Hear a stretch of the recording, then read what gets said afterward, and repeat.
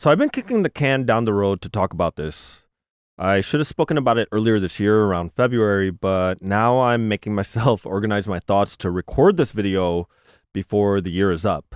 So as I might have shared with some of you already in a previous video, the best decision I ever made in life for myself was taking the leap of faith to move from Metro Detroit and making Des Moines, Iowa, of all places, to not only become my new home, but where I will somehow grow a creative music-related career.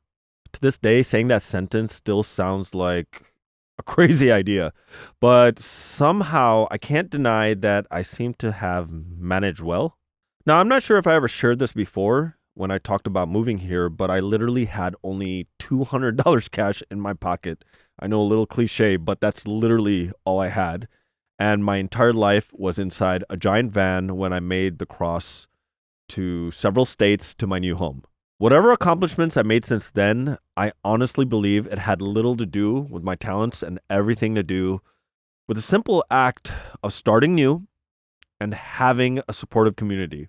While Detroit had an amazing club scene and music scene, I simply just did not have the resource to get by, let alone get ahead.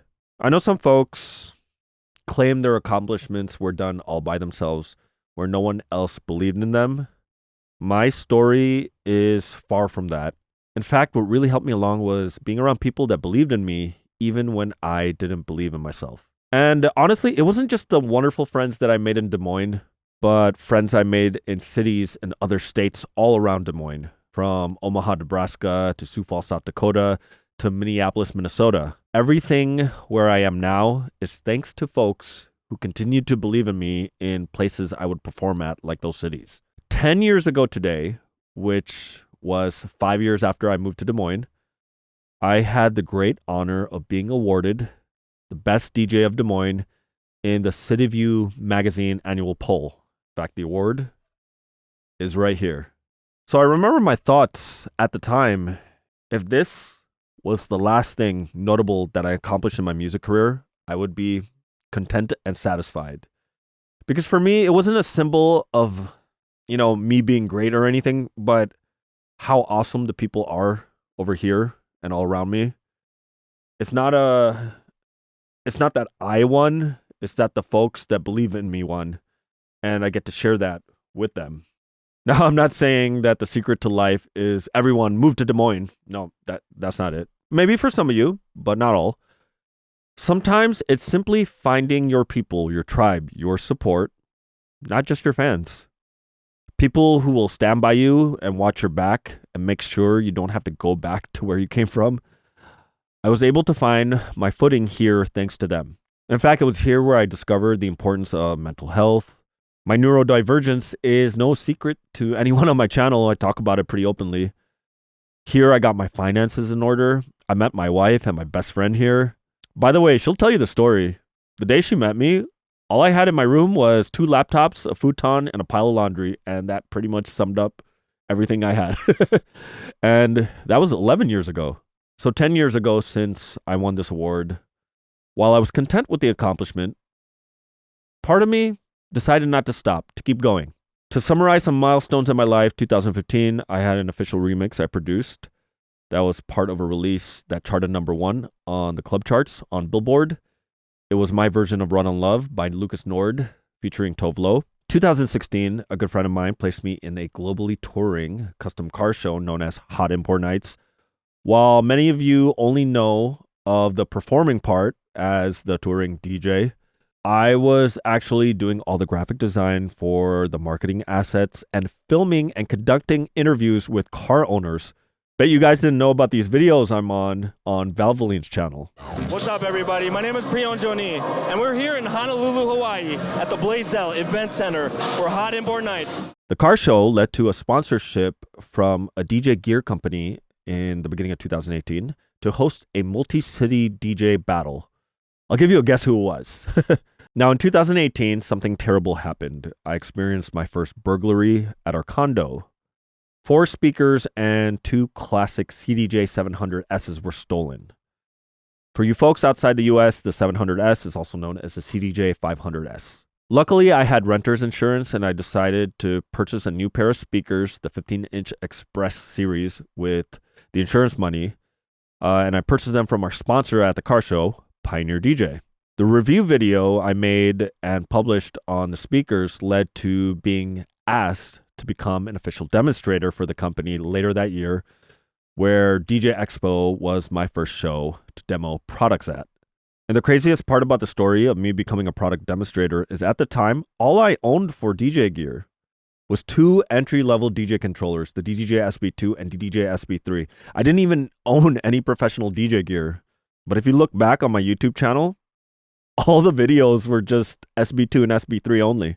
I know I've told the story before, but if you want me to make a video to talk about how I got by all these years, scraping by, let me know in the comments.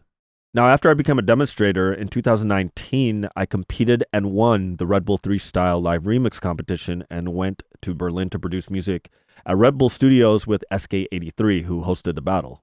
As some of you know, he's a Red Bull 3 Style World Champion. 2020, there was a global event that affected the whole world, and I had to turn up from part-time to full-time content creator.